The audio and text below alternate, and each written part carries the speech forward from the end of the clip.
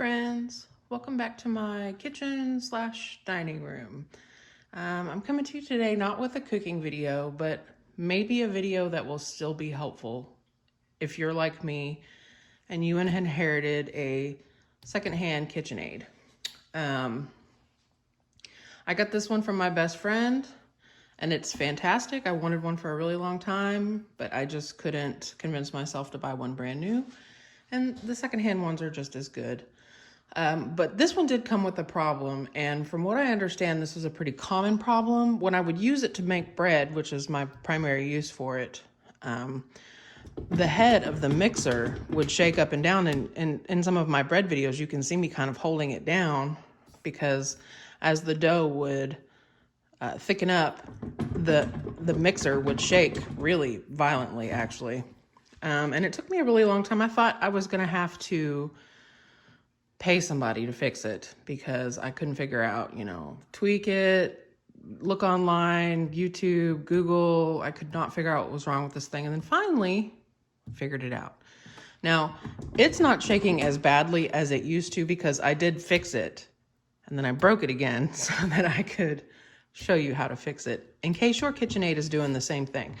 This top part, when your Kitchenaid is in the lock position, should not move up and down like this. It should just be still.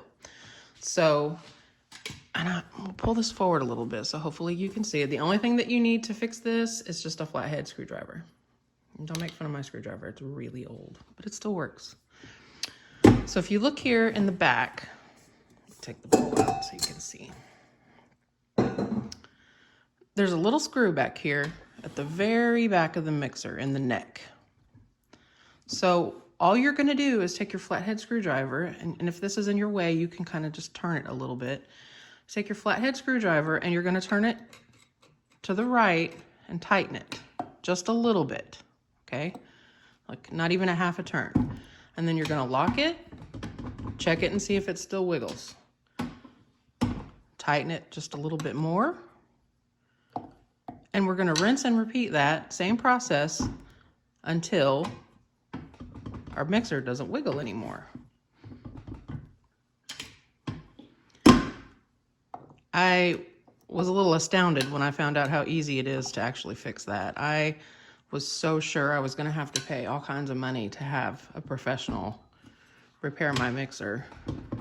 See, it's a little less and a little less. Now, some of this wobble that you're hearing is because my mixer is missing a foot. That's also an easy fix, but we're just gonna keep tightening this little screw back here at the back, just like a quarter turn at a time. And you don't wanna over tighten it because what that does is it causes this part of the mixer to flip out. So when you're running your mixer, your paddle will bang the sides of the bowl. So like I said, just a little at a time. Don't over tighten it. Don't go ham and crank it all the way down because you'll mess up the balance of this spinning part here. So we're gonna do this a few times. I really unscrewed it so that I could show you guys the wobble. But as you can see, it's a little less every time I tighten that up just a little bit.